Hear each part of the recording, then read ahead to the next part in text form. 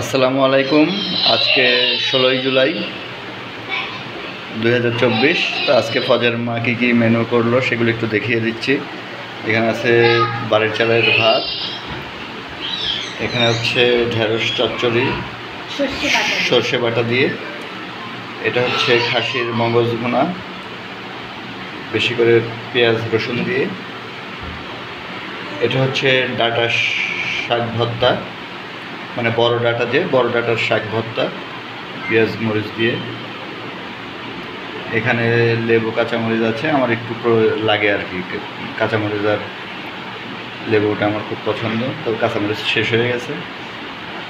এটা হচ্ছে ওই যে ডাঁটার শাকটা দেখালাম, এই শাকটার ডাঁটা, রসুন, ডাল, মসুর ডাল, রসুন বেশি করে দিয়ে ভুনা করা, এটা খেতে কিন্তু খুব সুস্বাদু। আর এখানে শুধু একদম প্লেন ডাউল আছে, মসুর ডাউল। আর যেহেতু আমার একটু হাই প্রেশারের সমস্যা আছে, এই জন্য একটু টক দইটা রাখার চেষ্টা করি। এই যে এখানে আছে টক দই।